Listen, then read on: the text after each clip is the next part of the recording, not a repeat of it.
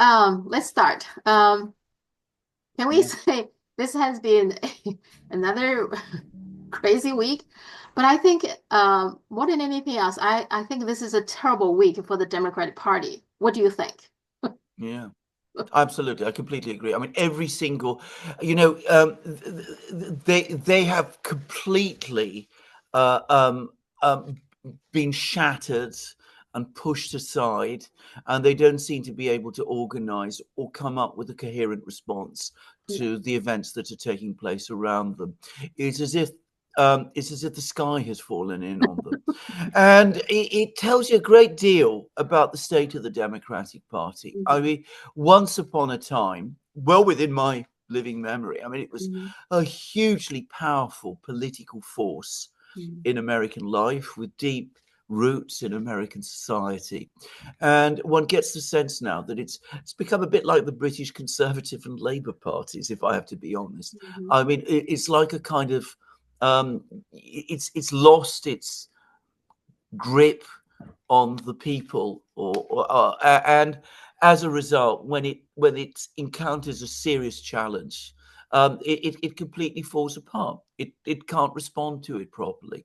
Um, I of course, most of my historic connections with America have been with people who are Democrats. Mhm. Just saying. Mhm. So Yeah. the stunning part, I mean, we talked a little bit about USAID last time, but then after Yeah. our Yeah. conversation, and then there more and more stuff coming out, and just like one day Mm, to another, even more outrageous things. Now, what is still stunning to me, even though I shouldn't be, but the corruptions, right? Like mm, there's yeah. supposed to be like $84 million go to Chelsea Clinton through the Clinton Foundation or something. And then some people are Yeah. saying, I mean, I haven't verified them. I mean, all this information, a little bit, I do have a little bit question about, the sources of them, but many of them coming from Elon Musk on Yeah. tweet or X account Mm, or Doge account, but then others just coming, and then you see those spreadsheets and here and there. But anyway, it seems like there is a lot of corruptions going on. It is yeah. like George Soros got $200 million. Now that is a little bit surprising to me. I always thought he used his own foundation to do those things, but apparently not. He's getting money from USAID. Isn't that a little bit surprising? Right, right. First of all, about the corruption generally, I have been told for some time by people who are in Washington, and I'm not going to name Mm-hmm. specific individuals who've told me these things, but do bear in mind that I have regular Mm-hmm. programs with Robert Barnes, Yeah. the American lawyer. I've had contacts with Robert Kennedy Jr. Mm-hmm. This is public fact. Mm-hmm. Others, David Sachs. I know various people who have been involved in Washington. Daniel McAdams, for example. They have all been telling me for years the Mm-hmm. same thing, that corruption in Washington is completely out of control. That not only is it out of control, it has become organizing principle of American politics. And I think you increasingly can see that. What has staggered me is not the fact of corruption, but its scale. I Yeah. mean, the sheer Mm-hmm. sums of Mm-hmm. money that have been circulating around. For me, the Samantha Power affair has been particularly startling because, of course, I remember Samantha Power. I always vehemently disagreed with her, but I always believed her to be somebody who was sincere in her beliefs. Mm-hmm. And of course, she might be. Mm-hmm. But I mean, that appears to have gone along with a willingness to make herself very, very rich. And a couple of weeks ago, I was reading an article by Matt Taibbi, the Mm-hmm. journalist, who provided photographs of Barack Obama's residences, Mm-hmm. his residence in Yeah. Washington, D.C., Mm-hmm. which is, I mean, palatial, Yeah. Yeah. and his villa in Yeah. Martha's Vineyard. Yeah. Uh-huh. Now, I used to, because I'm from Greece, Mm-hmm. and I used to belong to the Greek ruling class. Thankfully, I don't any longer. But I used to be invited to the villas of the great ship owners and the Mm-hmm. very wealthy people. There are some immensely rich people in Greece. So I have seen villas. This one in Martha's Vineyard astonished me. Yeah. And I've heard that he's got another incredibly fabulous residence in Hawaii, of which I haven't seen pictures, and that he's now worth about $250 million. Yeah. From what? I Yes. mean, he was a reasonably well-off man before he became president. He was a professor of constitutional law in Chicago, which doubtless pays well. I'm sure he was a millionaire, but not on this scale. So what has he done? So you see all of this, and well, when that happens, two things happen. Firstly, when there is corruption on that kind of scale, the political class that engages in it becomes very aggressive towards others, because if they fear that their privileges and their wealth will be taken from them, that makes them very aggressive to anybody who could be a potential challenger. That is one thing. But it also makes them soft. They're no longer thinking about the country. They are no longer thinking about the nation, about development, because really, after a certain point, the key thing is to enrich yourself. Now, can I just say, China has moved in exactly the opposite direction. Xi Jinping became president of China. It became immediately clear that he hated corruption. I mean, he genuinely hates corruption. And he has cleaned up the whole system at incredible speed. I don't think corruption in China, in modern China, ever reached these sort of levels, the levels that we are seeing now in Washington. But to the extent that it existed at all, he stamped it out. And, if you want to understand why China has a purposeful and effective political system, one which delivers things like, deep strike. I can't remember his name exactly. The AI system. Why things happen. Why infrastructure gets built. Why railways actually are constructed. Why universities improve their standards all the time, so that they're now not just rivaling American universities, but better than them. Well, you only have to look at this, and it explains everything, actually. You see, that's my question. It is very puzzling to me. But these people like Clinton, Obama, they the fact that they actually love money that much, and that's also including like Elizabeth Warren and Bernie Sanders. I mean, they're all enriching themselves after they come into the office. I had the faith in them. I did. I really thought, okay, you can agree or disagree with Obama, but I thought he really wanted to do something for the people. He was doing the things he believed the right thing. I thought he had ideals. He had convictions. And the same thing with Bill Clinton, for example. But then now you see like one is worse than the other, right? I mean, they would tell you everything is legal. It's not about legal or illegal. I mean, corruption can be legal, right? And I don't know which one is worse. Absolutely. That is an absolutely essential point to understand. Practices can be completely corrupt, and the effect can be completely corrupt, even if it is not actually illegal.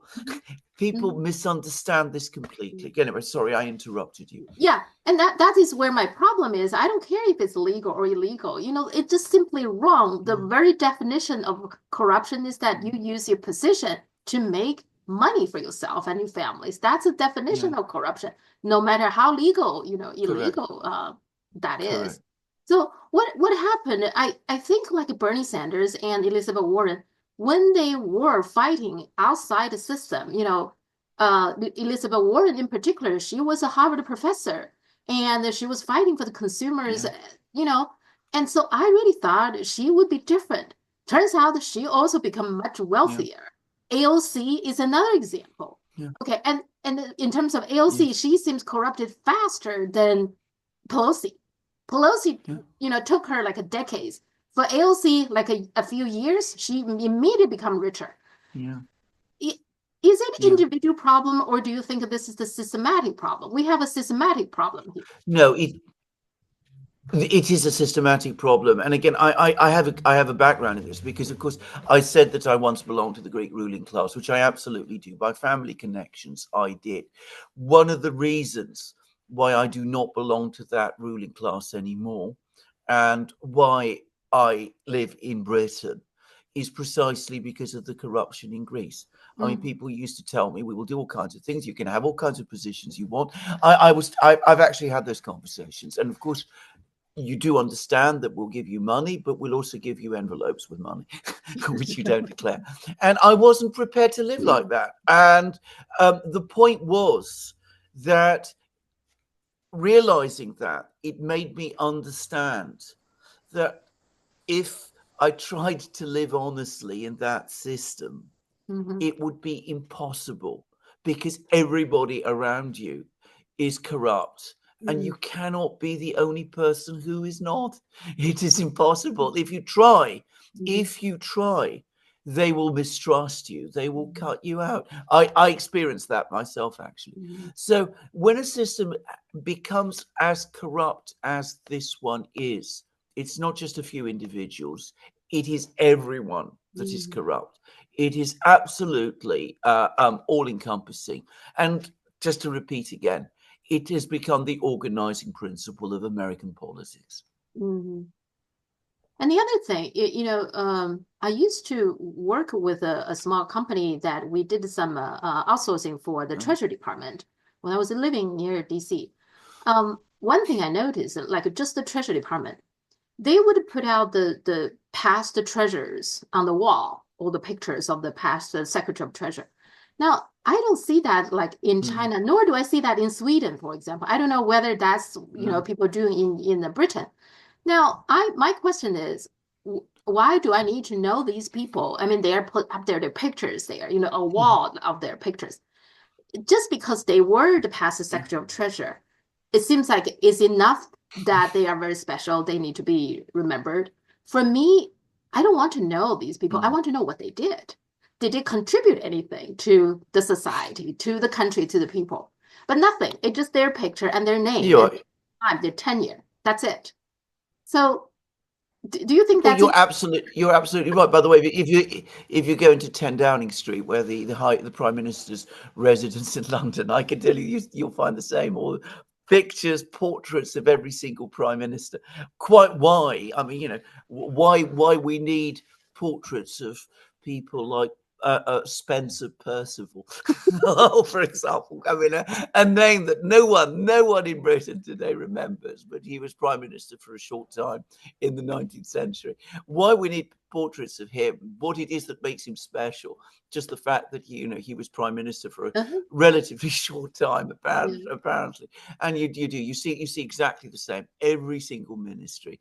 And by the way, given how in Britain ministers in their only run their departments for about a couple of months and then they're replaced by someone else, you can imagine how many pictures there are. You find this in Britain, by the way, in virtually every institution. Now, you go to some hospitals, you see, Uh-huh, you know, yeah. picture after picture of all the first, use the chief executive, the chief surgeon. They're all there.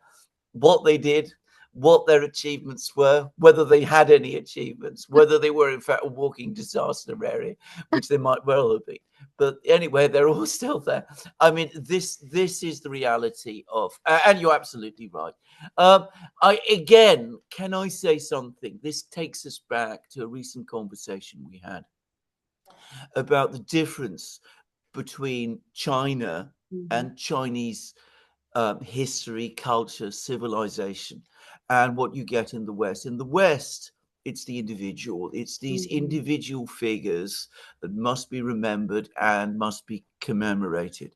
Whereas in China, always there is the feeling that ultimately it is the community, it is the group, it is the institution that mhm. matters, not the specific person. And it's a completely different outlook, and it explains so much about the difference between the two societies. And I think when they do that, and I mean, one thing the Mm, Doge discovered was the NIH had spent some money in the museum mm, commemorate Fauci. for $180,000 or something. But I think the problem with that is you put so much, you give people lots of credit for just being there, just being the head of this and being the head of that, Yeah, I know. Yeah, without yeah. emphasizing the Uh, achievement, right? So, I mean, so the well, problem for that, from what I see, is they themselves will feel that they're very special and they almost deserve to be treated specially, financially included. Don't you think that's part of it? this is absolutely true, and but again, again, this is a fundamental difference between China and Chinese history and Mm-hmm. Chinese society and Western history and Western society, because of course in the West we've always had this aristocratic tradition Mm-hmm. that you are important because you were born to it. You Uh-huh. became, you became an important person. You inherited wealth that entitled you automatically to a position of influence and power in society with all the privileges that go with that. And of course, if you were clawing your way up, you wanted to establish yourself in that system. Whereas in China, it's never been that. Mm-hmm. China did not have an aristocracy. It had people rise through the examination system. And it was a completely meritocratic system to a much greater degree than anything you will ever have known in the West. So there's a fundamental difference again. Yeah. So is Liz Truss also going to have a picture in the Downing Street? She was the prime minister for, I don't know, Oh, absolutely. 44 days. 3 weeks.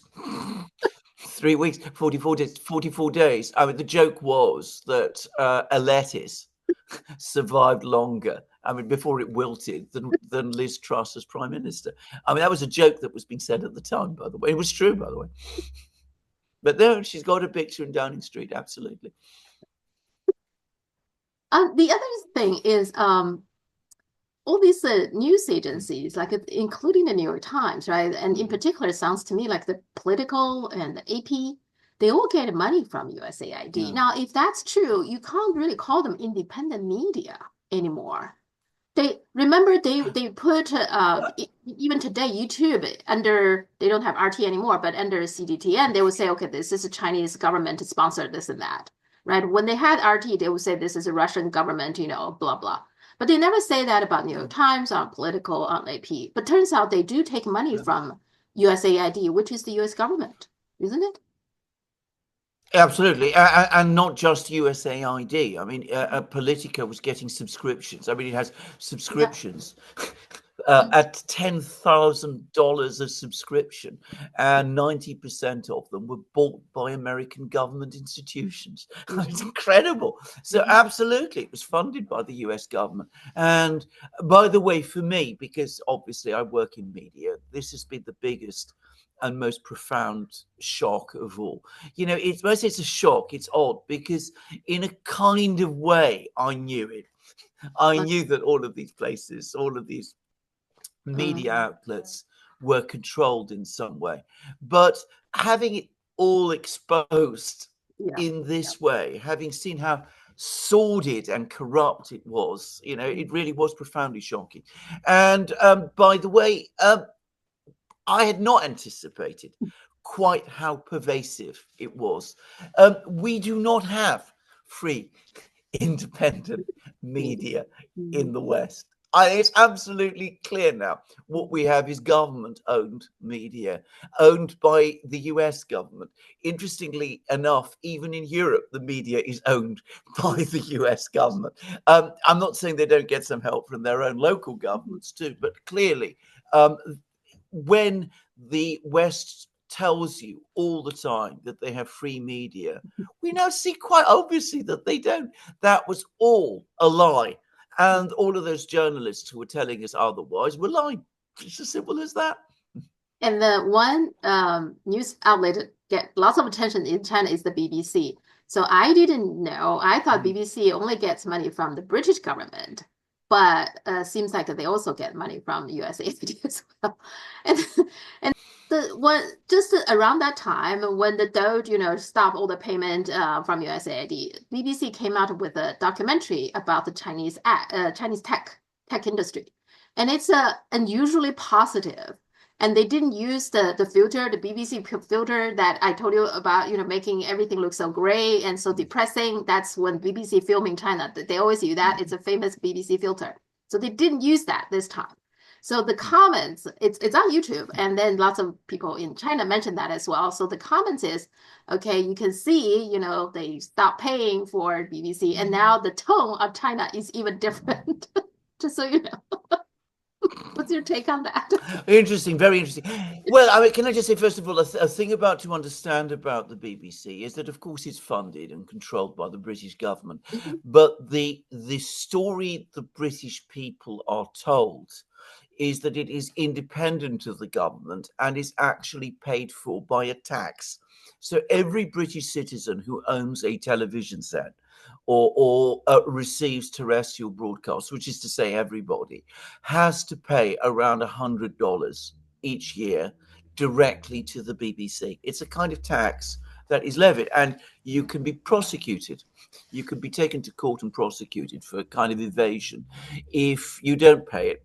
Mm-hmm. As I say, it's a fiction. It's a government tax which is used to finance the BBC. But British people have always assumed and have always been told that this is how the BBC is funded, that it's actually getting funds from the United States. Nobody in Britain would have known. And can I say, to get a sense of how embarrassing this story is here in Britain, the media here has hardly reported it. It's been gone almost entirely unmentioned. Now, about the fact that the BBC has changed its coverage of China, it's actually publishing positive stories, it's doing away with its grey filters and all of that. Well, hopefully that trend will continue. A lot of media outlets are going to have to adjust to life without this flow of money from the US. Some of them, no doubt, will be looking for other funders. Perhaps the BBC is thinking of China. Just say. Yeah, it's very, indeed, very interesting. Now, one thing, it sounds to me like the political is particular. They don't even, apparently they miss their payment for their employees' salaries. So that just, very bad. But one thing I did notice is if you look at some of the charts, how much they receive from USAID, and it seems there is a spike after 2021. I wonder whether that is because the January 6th, that the disputed election. So I guess they wanted the media to do more or something. So there is a spike, they get even more. And that also explained to me why the media has been so harsh, the mainstream, so harsh on Donald Trump. Is that what was going on there? Yeah. That's absolutely correct. I should add again, as somebody who works in social media in in the West, I mean, we have felt particularly the heavy weight of pressure, particularly since 2021. It's eased slightly over the last couple of weeks, but the pressure on us was relentless. So you can see that there was a major effort to control information flows, both because of the challenge, the perceived challenge internally from Donald Trump, also because of the crisis in international relations, the war in Ukraine, the Biden administration's talk about, we're up against the League of Autocracies, the pushback against China. All of this taken together created a very, very dark and very bad information environment. And the other thing that's happened, by the way, over the last 4 years, and my wife is an academic, is that this sudden proliferation right through the universities of so-called disinformation studies. Every university, all the big universities, I think even the smaller universities now have departments that deal with disinformation studies, all of which, of course, are funded through these same methods that we have seen. And you mentioned George Soros a short time ago. Now, I mean, it's been widely assumed by many, many people I know that Soros himself, obviously a very, very rich man, is nowhere near as rich as he pretends. And even on the basis of the most optimistic calculations of his wealth, it would have been impossible for him to fund so many organizations directly as he was supposed to be doing. I mean, again, if you live in Europe, especially if you go to Eastern Europe, I mean, Soros is everywhere. I mean, the Soros schools, the Soros universities, the Soros scholarships, the Open Society foundations, all of these things are absolutely everywhere. And it is universally assumed in many of these countries that that Soros is just acting as a front man, and that ultimately these institutions were just funded by the US government again. In other words, the money ultimately came from the US taxpayers, that he was just the face that was put on the poster to hide where the true source of the funding was from. And I don't myself think there's any doubt about that now. And one more thing is the NGOs, the non-government organizations. A lot of them in different countries around the world, they call themselves NGOs, and they're also receiving money from USAID, and NED, etc. So they are not non-government because they are being paid by the US government. So yeah. But here's the thing though, I do want them. I mean I see a lot of tweet from Elon Musk and Doge. Like for example, Fico. I just read the Slovakia Prime Minister. Fico asked Elon Musk. He apparently sent a request, ask Elon Musk to give him the list of the organizations within Slovakia that has been receiving fundings from the US, USAID, among others. So they haven't released everything, all the NGOs they have been funding. So which makes me a little bit, I'm very happy for what they've done so far. Yeah. But also at the same time, this is not a permanent thing. This is a pause. So it's a 90-day pause for, foreign aid, including all these NGOs. But now it's under the State Department, which is Marco Rubio, which we know are the neocons, and he believes in those things. So at the same time, why don't they, when they disable the USAID, why don't they post all the spreadsheets just telling us, okay, these are the spendings we have, then we can see where it's paid to. So what do you take on that? You're absolutely correct about this. I mean, there's going to be a big test when those 90 days end, whether this continues beyond and whether it expands or whether it stops. And the other thing is to say we shouldn't focus exclusively on USAID. Now, the USAID official budget, I'm sure that in reality it was handling much more money than the official budget, but the official budget was around $40 billion a year. Now that is huge, but it still isn't enough to cover all of these things that we've just been talking about. I mean, $40 billion doesn't buy you the entire global media landscape, which is what we're looking at, and doesn't enable you to run NGOs. And you're quite right, they're not governmental. They're not non-governmental NGOs. They are just, again, agencies of the United States government. So clearly, there were other funding channels as well.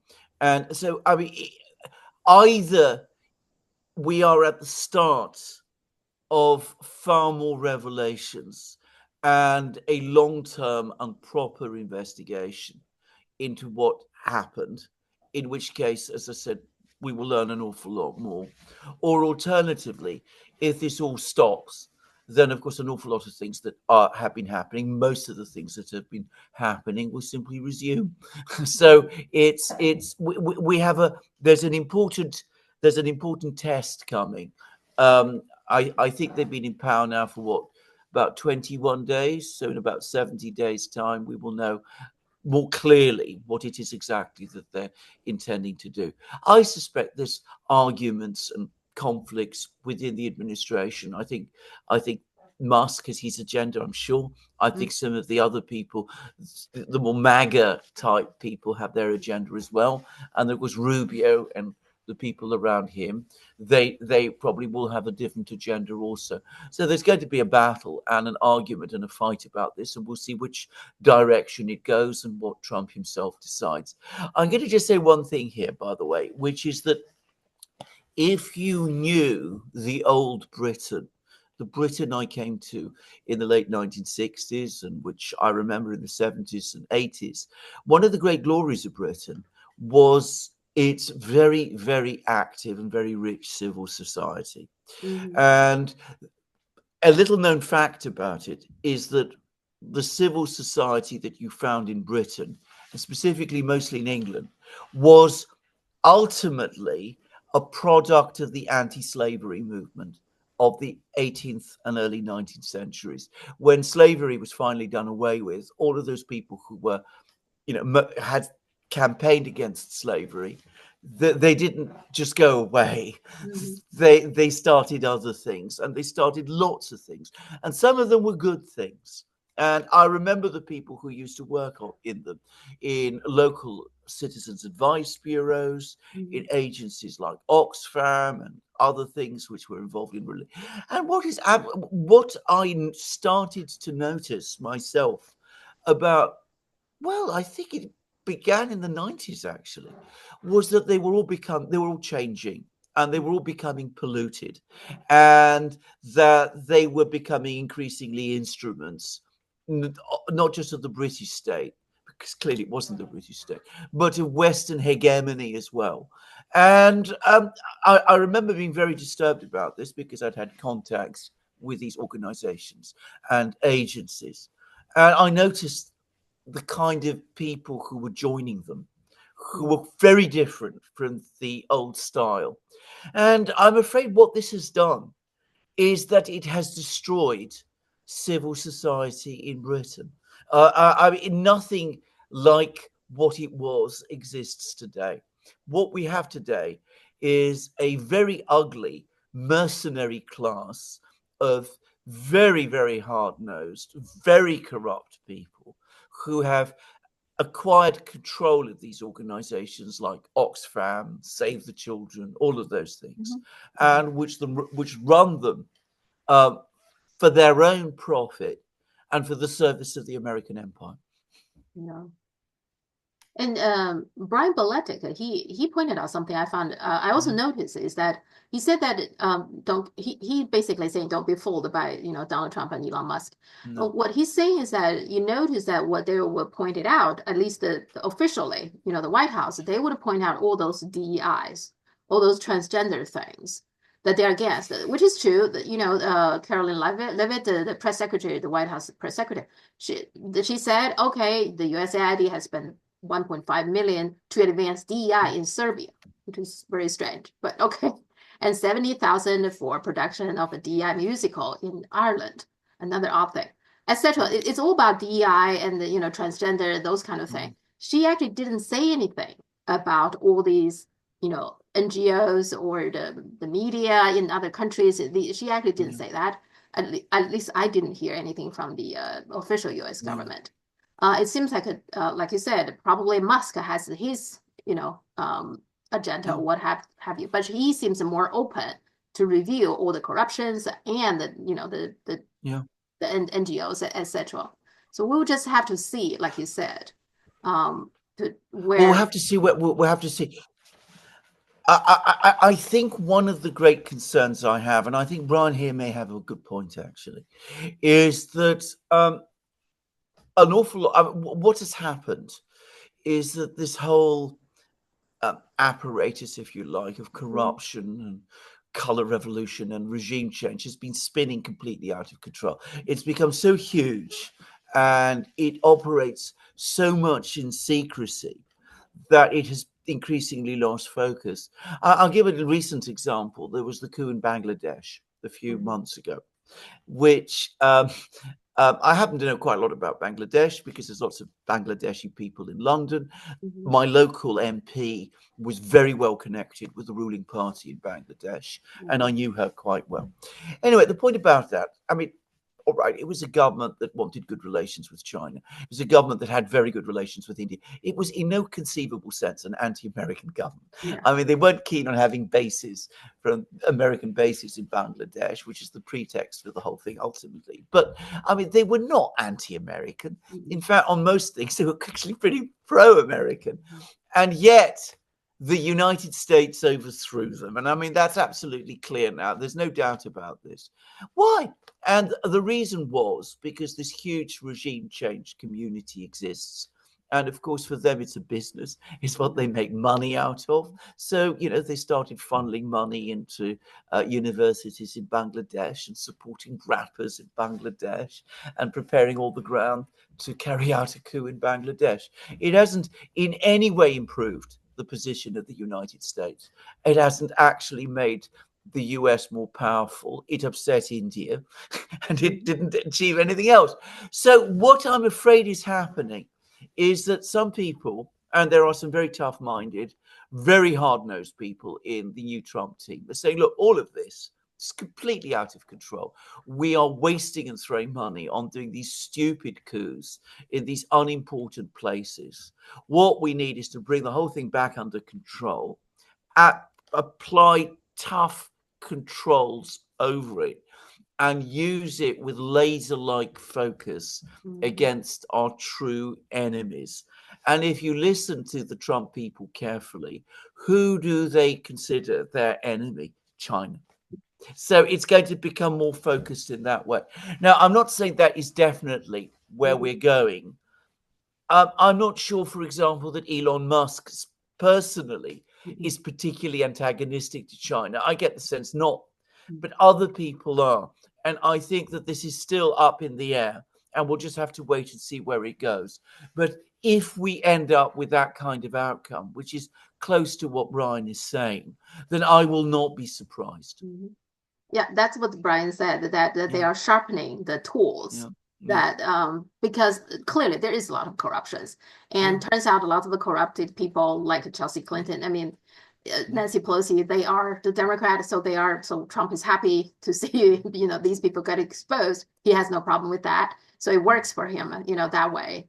But overall, like you said, that you and Brian probably are, me included, is that they are probably not getting away with it, right? The whole thing, but they are more selective about what the project they will be on. And like you said, one thing that I also noticed that Chris Murphy, he had an interview with ABC, and he blamed this whole thing on China. He said Elon Musk doing all this to make China happy, to please China. That was his explanation. Just so you say, like what you said, everything is about China. Sometimes they point it out, sometimes it's not. But nonetheless, China is always in the background. Yeah. It is always in the back. I mean, it has become a very unhealthy and dangerous obsession. In Britain, we have a very obsession with Russia, and it's all consuming and very dangerous here. America is China, and it is as unhealthy and even more dangerous in the US, but they're fixated with China. Two more things that happened during this week about the Democratic Party. One is they got a new leader. The DNC has a new leader that nobody, I'm not super impressed. But the whole thing was kind of like a shit show. I mean, they have the 6 candidates, and then none of them are that impressive. So I feel like the Democratic Party right now doesn't have some heavy ways to unify the party, put the party together. So that's one thing. The other thing is there was an interview by Sean Ryan. He was interviewing Lindsay Lee, who was the former Democratic Party's financial committee member. So she's very, young and active within the Democratic Party, raising money, etc. But then in the end, she left because there's so much corruption. I guess she saw herself, within the Democratic Party. But that interview was interesting. One thing she said, remember, I think you said that many times, is that if they want to get rid of Joe Biden, they should have done it earlier, like a year before, right, when it first started. Well, it turns out what Lindsay's saying is that they had the polling even back then showing that Biden will have a tough time to beat Trump. Plus, he's deteriorating, state. So it's not like within the Democratic Party, people don't want to get rid of him. They did. But they also had polling within the primary. As long as Biden doesn't drop out, he beats everybody. So nobody could beat him within the party. You see, they were in a very tricky situation. Unless he himself chose to leave, it is hard from the beginning to get rid of him. That seems like it was what happening. Now, what is your take on that?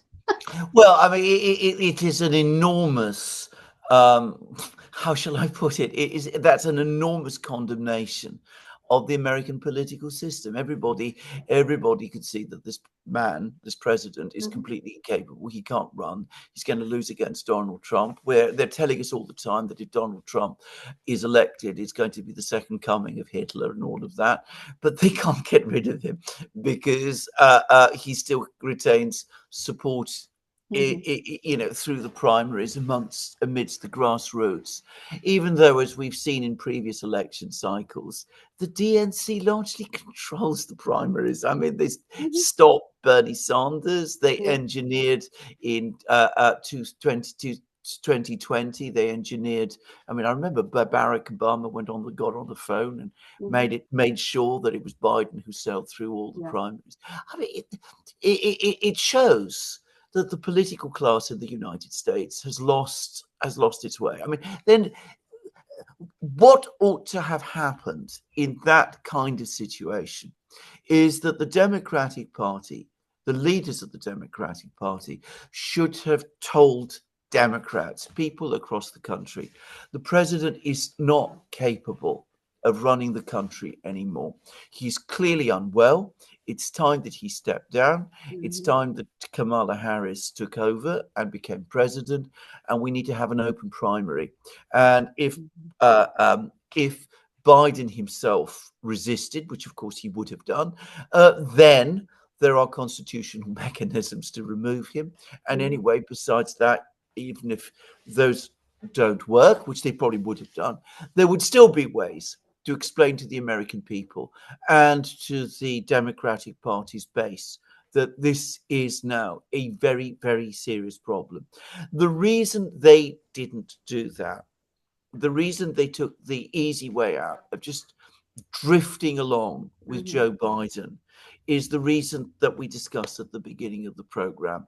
They are so absorbed in corruption now mhm, that mhm, taking that kind of political risk, and it would have been a risk, was something that they were not prepared to do because it would have cut against potentially their own private interests. mhm. So the American political system has atrophied and stuck.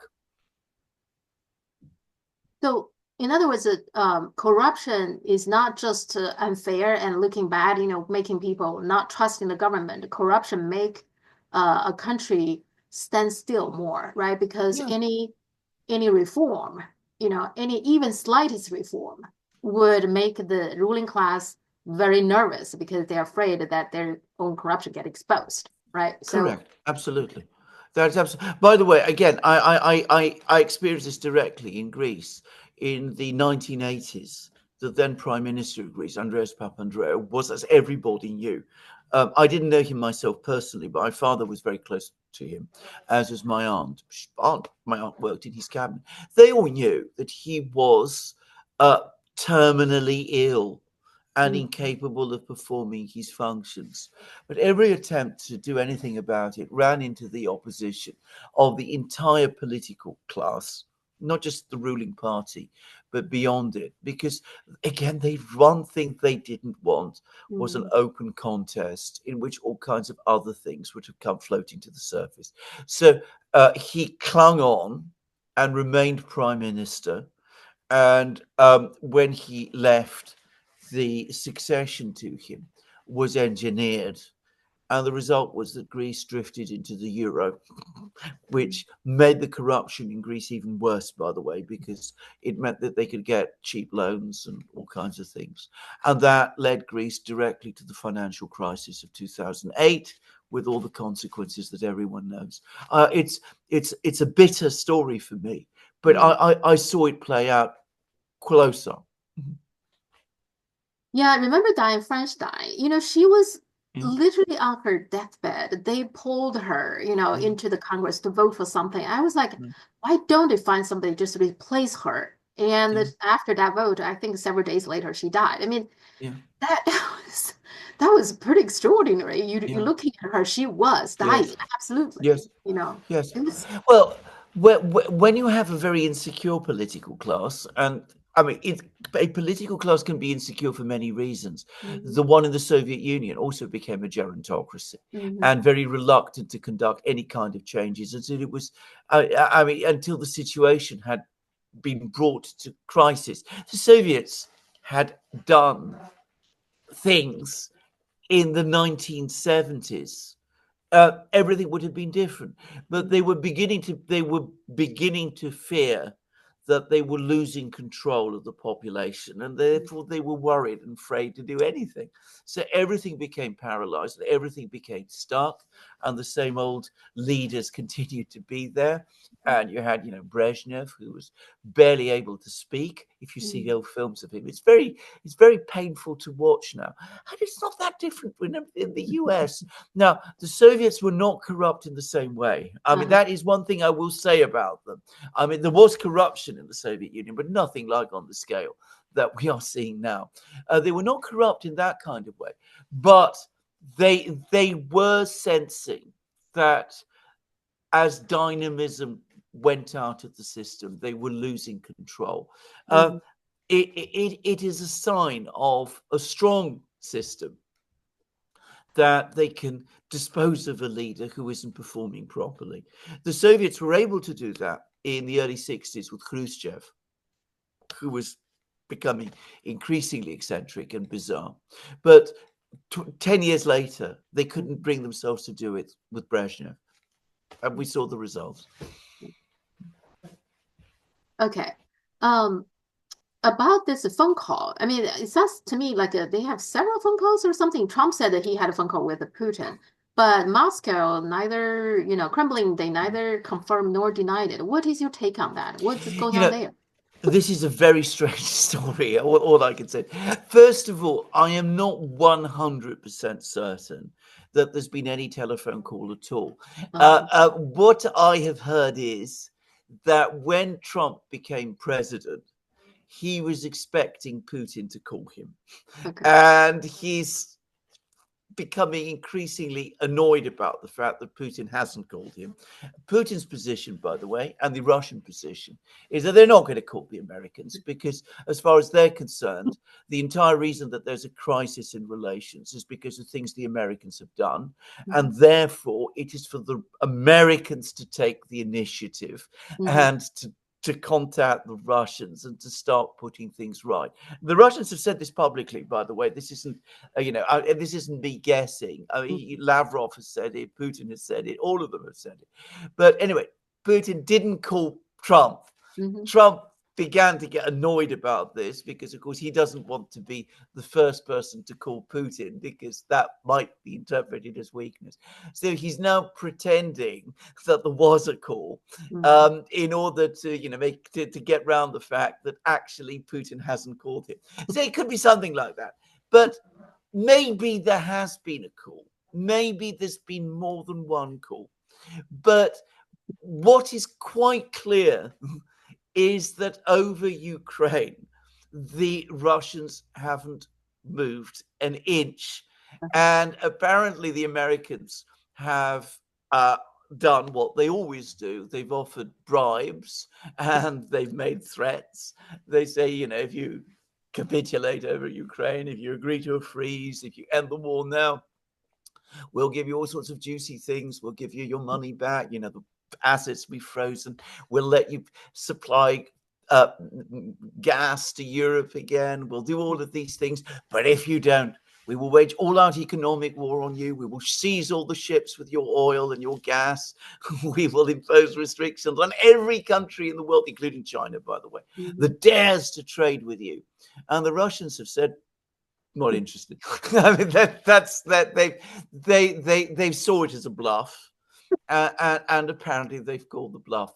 And what Trump has told us about his interactions with Putin, or if there were no interactions with Putin, with the interactions with the Russians, is that the Russians are sticking firmly by their position. Yeah, remember when he first got into office, he also made giving people the impression he had a phone call with Xi Jinping. Yeah. He didn't. No. then later he said something like the communications between the two sides, something like that. So maybe his office had talked to somebody, in Yeah, China, foreign, yeah. foreign office or something. But I don't think there was a direct phone call Mm. between the two of them. But he gave people the impression they did. I find that's very interesting.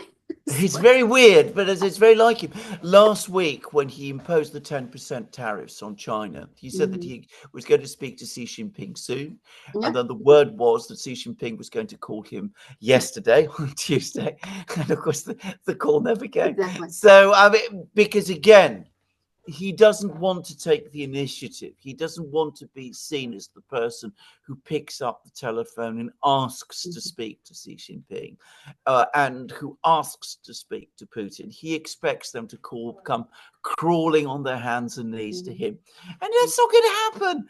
Yeah. I mean, just as the Russians uh, were not intimidated by all of these threats, which they don't take seriously, because, as Putin has said, if the Americans did something as crazy as that, it would have a massive blowback on themselves.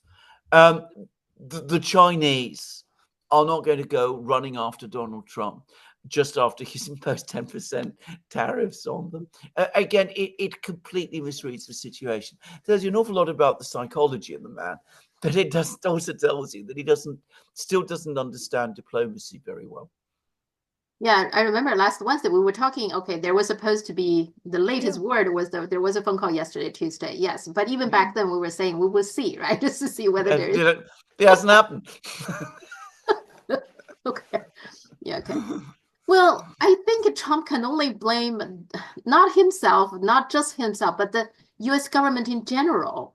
Why would anybody want to talk to the US government right now? Because the US government will say one thing and do another, and then you have a new guy come into town and say this, and then that person will change his mind before you know anything, and then there's a new guy coming in town.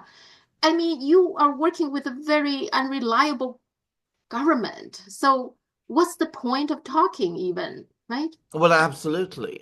You are completely correct. Uh, uh, China has been going out of its way to remind everybody, in comment after comment, speech after speech, that they are a reliable, predictable partner. By the way, I don't know whether it's been picked up in China, but I think it was in Paris, there was a speech of a Chinese official. Mhm. And JD Vance, the vice president, was there, and this Yeah. official said essentially that China's a reliable, predictable partner. And Vance was so upset and angry that he stormed out of the room. So, I mean, but it's true. It is absolutely true. If you decide to call Xi Jinping, and you will have an intelligent conversation.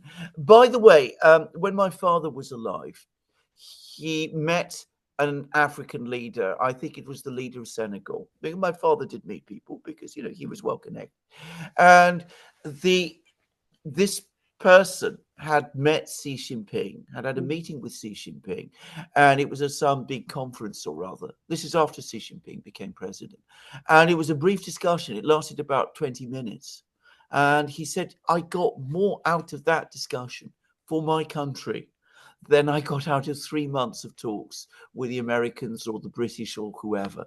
I mean, because I can talk to Xi Jinping, and I know that what is agreed will happen, and it won't be rediscussed and renegotiated, and we won't have to go over it all over again. And then somebody comes along and says, "Well, actually, this isn't really going to work, so let's just talk Mhm. about it." And this is absolutely true. I've discussed this with the Russians previously. I said that where the Russians are concerned, Mhm.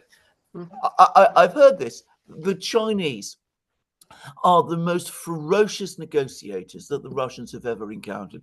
And the Russians pride themselves, by the way, on being extremely tough negotiators. But they Mhm. said that the Chinese are even tougher. It's every single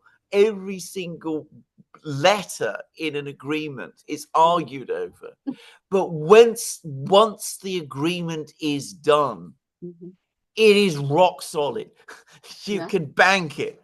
You Mhm. can't do that with the Americans. Yeah. So, absolutely, as you rightly said, given this history, why should anybody come crawling to the United States? Now, the Americans can't get their heads around this. I mean, they've been used for so long to being the number one player in the world that the idea that other countries don't want to talk to them is something that they just find incomprehensible.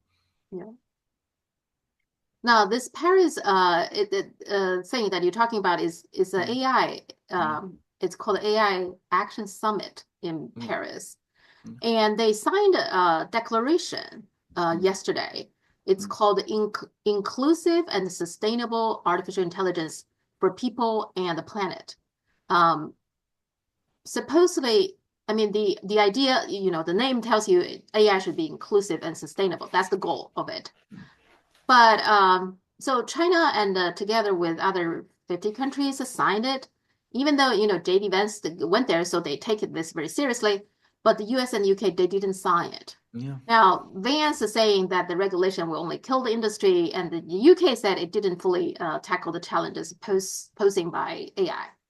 Um, I have to say this, in today's event, certainly AI, if China and the US, either side is missing, I find it pointless. What yeah. do you say? It's absolutely true. Because I mean, what the Americans are thinking, that you see again, it comes back to the point that we've discussed many, many times. For the Americans, it's always about power. Hmm. They see AI as a tool to power, to Hmm. preserve and enhance and expand their hegemony. So they don't want to be tied down and limited in what they do. And given that the United States is still an extremely powerful country, if a country like that has that kind of attitude, then it renders the whole thing meaningless because nobody else is going to abide by rules that the Americans are not going to follow. It's a shame. Yeah. Well, what maybe with the fact, that is the reality of it, and maybe what Trump can do actually in terms of AI, starting negotiate with China, having some Yeah. kind of agreement with China first. Once the What an two, excellent idea. Why not? Why not? I mean, what is it? What is AI for at the end of the day?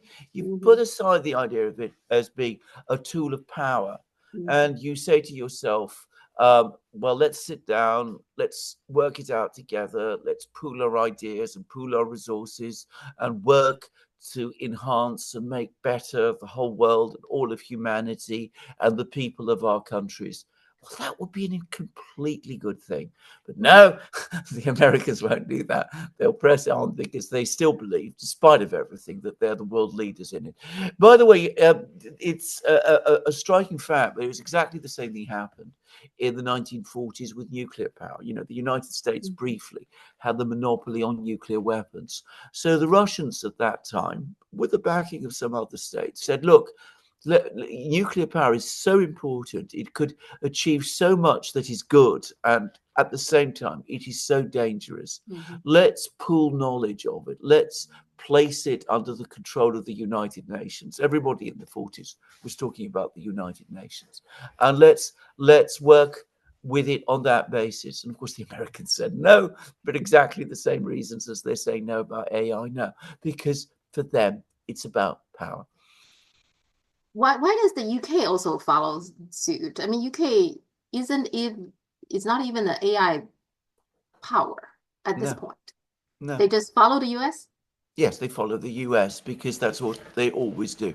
They have convinced themselves that they retain power and relevance by mirroring exactly what the Americans do.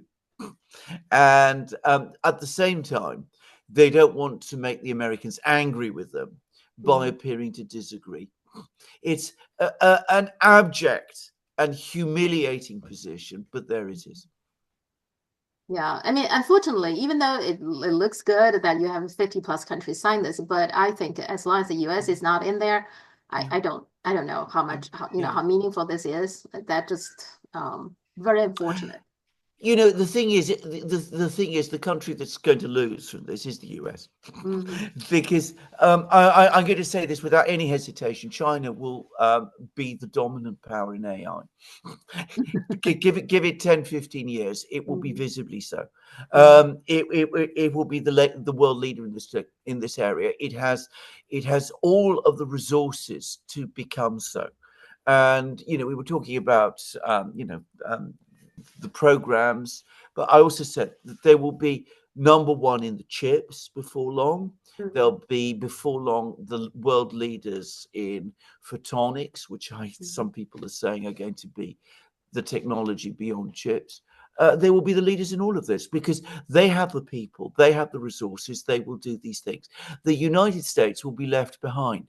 I just mentioned nuclear power and nuclear engineering. Yeah. Who are the world leaders there? Now, it's the Russians, not the Americans. The Russians have more nuclear weapons, more advanced nuclear weapons, and they are more advanced than the Americans in the civilian applications of nuclear power. And China, which has so many more resources, they in the end will win much more conclusively and far more quickly in the race for AI than the Russians did in the race for nuclear, in the nuclear race. And of course, AI is ultimately perhaps more important. Just saying. Yeah. I think it's a much better idea. US China, get a deal. Absolutely. And Of yeah, course. once that deal is signed, I think all the country will come along. So You absolutely. Not only would everybody come along, but it would work. And as I said, it would be so much better for everybody as well, because obviously America has at the moment a lot to contribute in this field. They do. Yeah. And if you share it, if you share what you have with others, you really will get into a win-win situation, to use the expression the Chinese always like to use. But of course, the Americans won't play it that way. For them, it's winner takes all. It's that sort of way. You put all your faith in your own technology and your own skills. It's all or nothing. And as I always say, when people play all or nothing, the risk they run is that they will end up with nothing. Yeah. Yeah, and the sheer arrogance, Sam Altman, he said that he has to make OpenAI close. It's interesting. It's called OpenAI, but it's closed. His reason for that is because he doesn't want AI. AI is such a powerful tool. He doesn't want it to get into the hands of the wrong people. Well, isn't that very arrogant by itself? So he just immediately portrayed himself as the good guy. So Correct. others are bad guys. Absolutely. I mean, we're the good guys. Everyone else is the bad guys. So we must keep it and hoard it and build walls around it and patrol those walls and make sure that those terrible people on the outside, meaning the Chinese, don't get their hands on their technology. The other sad thing is that when in 10 years' time, China is going to be the world leader in AI, we have a whole narrative in the United States that the Chinese stole it from the US. That will be the end. That will be the next one. Yeah. Another thing, do you remember the former ambassador to France, Liu Shaye? His tenure ended last month. He went back to China, but now he is the new representative to Europe. So he in a way so he is now the ambassador to EU from China now. So in a way he got promoted, right? Now I noticed that the West see him as a hawk, towards the West. So for example, Le Monde, this is what Le Monde report on this, is saying Liu Shaye, China's a wolf warrior diplomat, appointed a special representative to Europe, known for his vehement, even aggressive rhetoric toward Western countries. China's ex-ambassador to France arrives at a time when relationship between Beijing and Brussels are fraught with tension. Just so you know, Ambassador Liu, he is not regarded as a hawk in China. People just feel like he is the normal guy. The people who are really hawkish, you don't find that in the Chinese government. You find them in the social media. There are some hawks talking about, against the West. Hmm. Most people actually think the Chinese officials are too nice, too soft. They're very restrained, So just because of that, I guess Liu is regarded as the aggressor, as the hawk. Yeah. What is your take on the whole thing? Well, can I just say something? I mean, I don't know whether this wolf warrior expression has a Chinese origin, but the way it's thrown back at China in the West is ridiculous. Western officials, Western diplomats, so-called diplomats, spend all their time saying the most terrible things about China. They are unbelievably rude and abusive about China. I was reading recently, I went through all, the State Department website, and I was reading all the things that Marco Rubio has been saying when he meets European officials about China. And he talks about China's malign activities. I mean, that kind of language. We remember, I mean, we all remember Tony Blinken coming along and how rude he was and arrogant he was when he met with Chinese officials. And it wasn't just him. I mean, Joe Biden standing up in Congress and calling Xi Jinping all sorts of things and telling people that Xi Jinping was a dictator. No, a dictator. And nobody says, this is out of order. And then sometimes Chinese officials speak up for their country, which is what diplomats are supposed to do. They reiterate their position about that China has, and then of course they get called wolf warriors. I mean, the hypocrisy here, the double standards are so extreme that it's difficult to know what to say. As I said, I don't know whether this wolf warrior thing originates in a Chinese expression, but I mean, if you ask me, this whole narrative about aggressive Chinese diplomats and officials is absolute bilge. It's nonsense. And for the record, I've listened to many Chinese officials in my time. I've read many Chinese commentaries. I've listened to Xi Jinping. I've read Chinese readouts. The thing that distinguishes, for me, the Chinese amongst all major countries is how polite they are. It's clearly a part of their diplomatic style. I mean, they're very firm, but they are always very polite. Much more polite than the Russians, by the way. Just saying. Yeah, that's actually one of the complaints. A lot of the netizens feel like they think they're too polite. That they want the officials to speak up more, right? To resist all these belligerent foreign.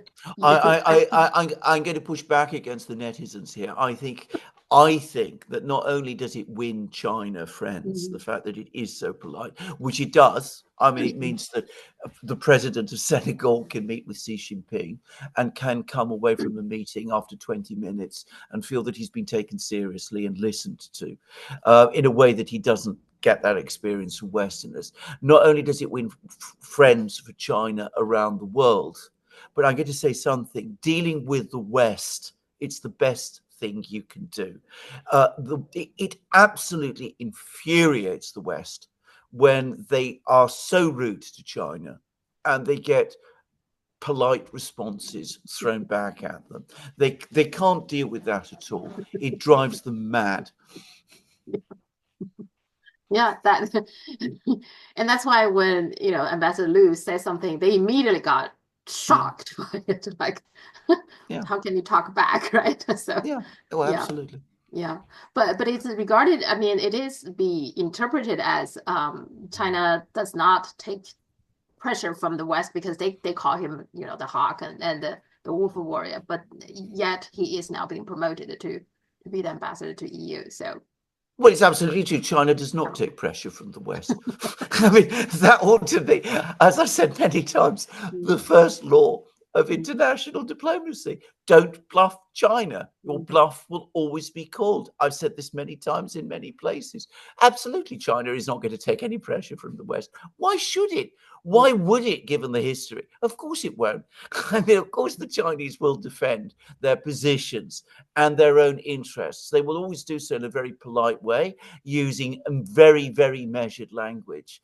But what Westerners want, not just of China, but of every country, is that, the West will be as rude as it wants to be and as aggressive as it wants to be. And people will listen and fold their arms and listen to these lectures and nod and agree to the West and say, you're so right. We're so bad. Of course, we're going to go away and do all of the things. We're the bad boy in the school and you're the wise teacher and we will listen to you. Well, China's not going to play that game. It's absurd to think it will. Anybody who thinks that does not know China and its history and its civilization and its people. Now, I'm just saying that I just observed that Lu Shaye, he actually is he's pretty active. He was taking interviews from the France media, and he has been very firm. Just like you said, he's firm in terms of defending his country and correct. Lots of time they have a lot of just misinformation, sometimes downright lies about China. So he corrects them.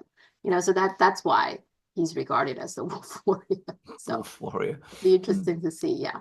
I think he will be a powerful voice, actually, I think. Absolutely. Yeah. Well, I mean, sometimes you have to say things as they are. If a diplomat who doesn't do that, by the way, is a very, very bad diplomat. I mean, you have to be clear and firm. I mean, there's no reason to be rude, but firmness and straightforwardness are sometimes absolutely needed in the conduct of international relations. And I'm sure Ambassador Liu, who I'm sure is an extremely experienced and very well trained diplomat, will be exactly that. I want to ask you about this Belavezha Accords. Now, the reason is that Ambassador Liu, I don't know if you remember, he was giving an interview with some media, and they were talking about the Ukraine war and saying that Russia doesn't have this agreement or that agreement, just legally it's, it cannot do this and that, etc. And then Ambassador Liu at the time mentioned that, well, if you only go with, accords and with agreements and signed ones, then the Baltic countries cannot be regarded as independent because they never signed the Belavezha Accords, and that got him a lot of trouble.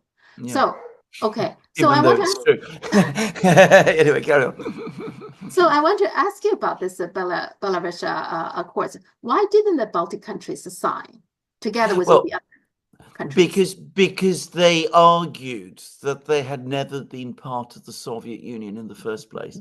They insisted that they were conquered countries that the Soviet Union had occupied, and that that their independence had been stolen from them. So they had a certain amount of support from the United States, which also never recognized the Baltic states as part of the Soviet Union, because every other European country did recognize the Baltic states as part of the Soviet Union. And I'm going to say something else. It would have been a very, very good idea for the Baltic states if they had signed those accords, because that way that would have provided a framework for them to develop their long-term relations with Russia. Of course, they never did that. And now apparently they're becoming very frightened. And I'm hearing stories that they're worried that after the Ukraine war, their position will be become extremely insecure. Well, the only people who are to blame for that ultimately are the Baltic states, because they forgot that Russia is their neighbor and they need to have good relations with it. They never saw that. But anyway, there we are. Yeah, I think if you sign that, then it's there. You have a written document saying we are an independent country, right? So, and you agree to it, Russian, you agree to it. So, I find that's a little bit stupid, but okay. Well, it's what happens when you allow rhetoric to take control of your, of your entire policy, you start to lose touch with reality. What the Baltic states needed to do was firstly to sign those accords, accept that they had been a part of the Soviet Union, even if an unwilling one, and work to develop stable, long-term relations with Russia, which, when all is said and done, will always be the great power in that region. They didn't do any of those things.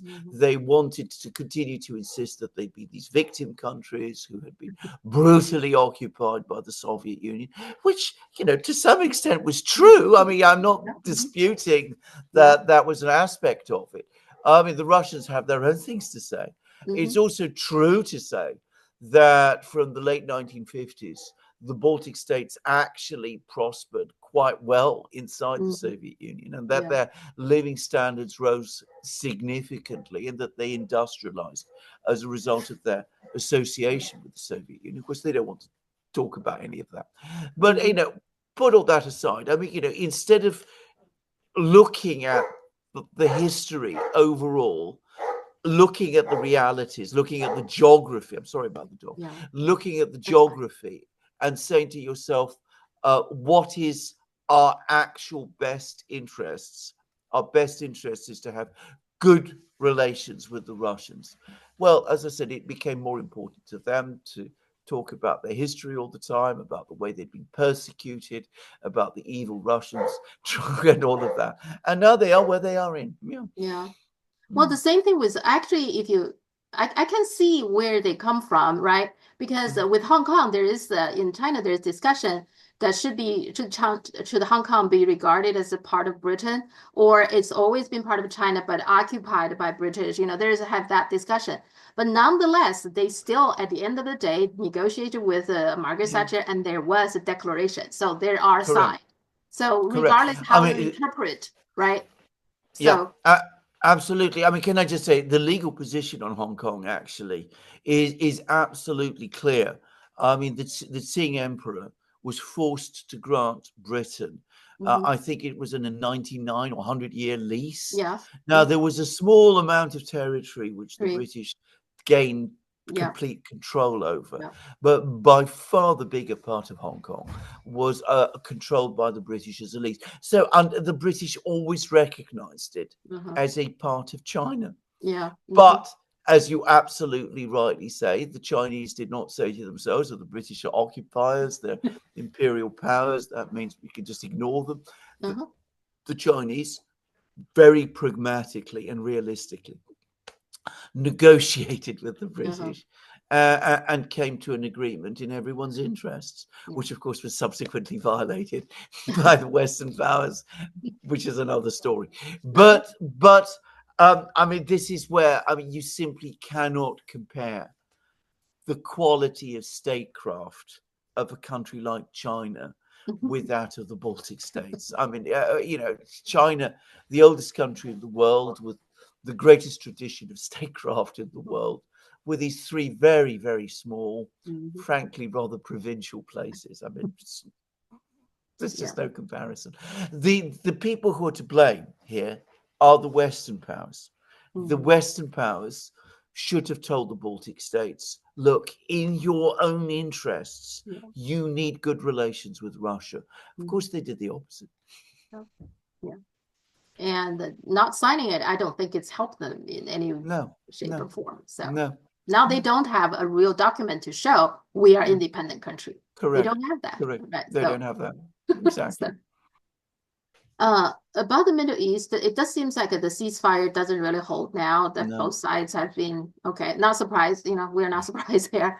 Now, Trump's idea of taking Gaza doesn't seem changed, but it's also very confusing because the secretary, press secretary from the White House, Caroline Leavitt, she said it would be the Palestinian displacement would be temporary, that no U.S. troops or tax dollars would be involved in Gaza. But 2 days ago, I think, Trump had an interview with Fox, and he said that Palestinians would not want to return to Gaza because they were going to have much better housing, a permanent place for them. So what's your take on that? What exactly he is going to do? Do you know? Well, I'm not sure that if you took Trump aside and question him, he would give you any coherent answer, actually. I mean, the first thing to say about these comments is that they're absolutely terrible comments. Yeah. I mean, they appear to legitimize a mass displacement of an entire population, which is a recognized war crime. I mean, it's incredible that he should speak like this and continue to do so. And what you see are various officials in his administration. None of them, by the way, are anything other than pro-Israel hawks. All of them are. But they're scuttling around, trying to repair the damage of what Trump is saying. But of course, Trump never learns. He never listens to advice. He just goes on saying the same thing again and again and again until eventually he stops saying it. So I don't think this is going to happen. I don't think it can happen. I think that there is no country in the world that will take these millions of people. I don't think they want to leave. I think Hamas remains very strong. And I don't think the American people will agree to letting American troops go to Gaza. But Trump, instead of letting this thing go, does what he always does, and which will one day cause him real political damage. He clings to it. So in other words, he doesn't really have a good solution at this moment. No. I don't think he wants the ceasefire to break down. I mean, he went out of his way to get the ceasefire brokered. The Israelis have never been happy with the ceasefire. The fact that Hamas emerged out of the ceasefire an intact military force has shocked many people in Israel, and they want to go back, and Prime Minister Netanyahu absolutely wants to go back. So I don't think Trump wants the ceasefire to collapse, but I don't think he is in control of the situation. And if the ceasefire does collapse, I think he will not know how to respond to it. I think his instinct will be to back Israel, and we could find ourselves in another long war in Gaza, which will be more destruction, more death, more instability in the Middle East. The opposite of what Donald Trump probably wants, because my sense is that he wants to actually start pulling out to the extent that he can from the Middle East. But you see, this is the problem with a president who doesn't know his own mind. Now, in the midst of all this, there's an interview by the former defense minister, Gallant. Now, he was saying that they were giving, he gave authorized to this policy called the Hannibal Directive, which basically saying you're allowed to kill these hostages, Israelis, in order to not letting them taking the hostage. That's including killing the hostages. Now, that's, of course, is incredible. But he didn't even realize that he admitted that basically, we knew that, but he is basically confirmed that. Now, his point is that this policy was allowed in certain areas, but not in other areas. So the inconsistency caused the trouble. But in this process, while he's talking about that, it's basically confirmed that they have been doing that. They allow they themselves, to kill the Israeli themselves and then blame on the Hamas. So I find that's pretty extraordinary. One thing, well, it is. I mean, it's an admission of murder. I mean, yes, what they're doing is they're murdering their own citizens and mm-hmm. blaming it on someone else. Yeah. And okay, well, we're only doing it in some places, but not in others. But Yeah. I mean, it's still murder. Yeah. Well, one thing I noticed is that nowadays it seems like now in the past when something like this happens, they don't tell you what is the truth, but the truth will eventually emerge after a few years, and it seems that things happening progress much faster now.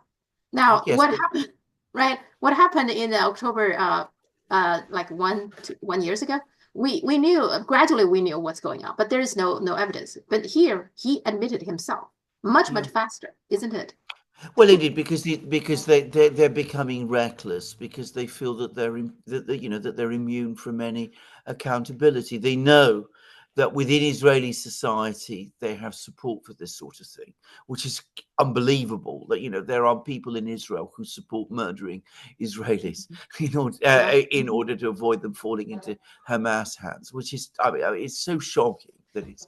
But if you look at the polls in Israel, there are many Mhm. people there who support it. The United States will look the other way and will support it as well. The United States has now brought sanctions against the International Criminal Court because it's trying to hold Netanyahu and Gallant to account. So they don't feel the need to conceal what they do. Mhm. And the other thing is that they all like to talk. I mean, they all like to get interviewed by people, right? And then they started Yeah, talking like this. And yeah, in his view, maybe his complaint is it's not consistent. It just some parts, loud, some parts yeah, don't. But he forget this whole thing is outrageous, right? That this is so wrong to yeah, start yeah. with. Absolutely, absolutely. But I mean, by the way, it is a sign of what happens when you go down this kind of path, because eventually your moral sense, your ethics, just go. I mean, everything becomes completely ruthless and Mhm. cynical, and it ultimately takes you over. And with so many media, right? So different medias now, and the people are immersed in media all the time now. So seems to me like it's speed up things, right? Exactly, Yeah, exactly. which is kind of interesting to watch. Yeah. And one more thing is about Africa. So there is a conflict between Congo and Rwanda.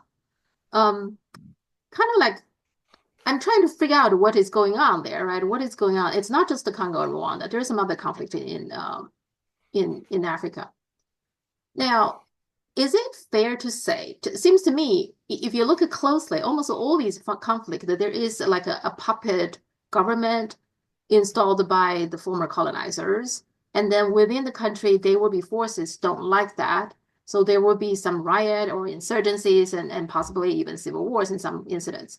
Now, now after World War II, all the countries become gradually independent from the colonizers. But there's still a lot of the remaining power, influenced by different colonizers. Seems to me right now there's a second wave of to gain true independence. At least there is a Mm. desire for that. Yeah. Is that true? This is absolutely correct. Now, can I just say, I mean, I know a little bit about the Congo because Uh-huh. a member of my family um, had massive investments there during the time of the Okay. Belgians and became very, very Uh-huh. rich. And anyway, he described to me how Congo was, he's dead now, how Congo was run in those days. And it was pretty horrible, actually. Mhm. And I've, through him, I've also known quite a lot about the early history of the independence of the Congo. You are absolutely right about the Congo, and not just about the Congo. A lot of these African wars, as they're called, are not really wars between Africans. They are often wars between Western powers and Mhm. Western companies seeking to extract wealth from African countries, which have tremendous resources, which of course they're not permitted to develop for themselves and for their own benefit. And Congo, unfortunately, has been particularly exposed to this. So has Rwanda, which is the country to the east of Congo, which is playing a big role in this matter. Now, you remember about 30 years ago, there was the war in Rwanda, Mhm. which was between the Tutsis and the Yep. Hutu. What you don't know about that, what most people don't know about that, is that that war was really a war between France, who was backing the Mhm. Hutus, and the Anglo Americans who were backing the Tutsis. Mhm. And it was entirely a war about resources. It was Mhm. all about resources. I mean, there was no ideology or anything of that kind. And ever since, the Anglo Americans have been dominant in Rwanda. They're looking across the border in Congo. Congo is one of the great resource rich nations of the world. It ought to be enormously rich because Congo was a Belgian colony. The dominant European language there is French, and the French always had strong interests. So this is partly what this is all about. I should say another friend of mine was a UN official in Congo for many Mhm. years and actually lived in Kinshasa. And he was describing all of this to me. And anyway, a lot of this goes on right across Africa. I mean, the civil war in Nigeria was exactly the same. That was another conflict, that time between the French and the British, by the way. This is in the 1960s. But you're absolutely right. In the 1960s, 1950s and 1960s, there was a wave of decolonization, which took place after the Second World War in the context of the Cold War, with the rise of the socialist states, the Soviet Union, China, and the fact that the socialist states were backing the process of decolonization in Africa. And of course, the United States also had its own motivations because it wanted to end the colonial empires in Africa, not because it was against imperialism, but because it saw these empires as standing in the way of its own companies going into these places and extracting wealth there. So that process of decolonization that took place in the 60s was never really completed because the countries gained independence, but they were still completely integrated within the Western economic system. And some of them engaged in socialist experiments, if I can put it like that, but they could never really make them work because even though they did get quite a lot of aid from the Soviet Union, from China, it was never enough to displace the trade flows, which still focused on the West. So always, ultimately, in Africa, the West won out, and it was able to corrupt and governments and support governments there and all of that kind of thing. And, you see this, I mean, West Africa, they produce chocolate and coffee, for example, for Western consumers and all that sort of thing. Now, what has happened is that over the last 30 years, the world has changed. China has risen. The BRIC states have emerged. There is the Belt and Road Initiative. There is now an alternative. There is now an alternative system. It's not just a case of socialist countries acting as philanthropic donors. It's now countries like China able to invest and trade and do so on a continuous basis in the long term. And suddenly, African countries have a choice, and they're now able to start making choices. And there is now this second wave in Africa, which is a genuine attempt to complete the decolonization and the independence struggle of the 1960s. And it's going to be very important, and it's going to make huge changes in Africa and ultimately in the world as well. Yeah, because like Congo is very rich in natural resource, right? Absolutely, so, yeah. So it's almost like a second front. I mean, there are proxies and there are puppet governments, and then there's rebellious, insurgents against them, and and then of course the natural resource plays an important role because there are people fighting for those, and the Belt and Road Initiative, etc. Absolutely, of course. And in the meantime, of course, you get the old colonial powers led by the United States, which are doing everything they possibly can to interrupt and derail this process. And they engineer wars like the one that is currently playing out in Sudan, for example. And I'm sure they've had a role in what's happened in the Congo as well. So, but eventually, you can see that the process is gaining force. This new process of decolonization is gaining force. And people tell me that the mood in Africa today is a buoyant one. I mean, I've never been to Africa south of the Sahara, but I know quite a few people who have. And they tell me that it's an optimistic one, that there's a buoyancy, that there's a sense finally that Africa is escaping its past and is going to be in a position to embrace its future. All right. Okay. Another interesting week. We will see what happens until next Wednesday. Will indeed. Absolutely. My pleasure. Thank you Speak so soon. much. Right. See you. See you. Speak Bye. next week. Bye.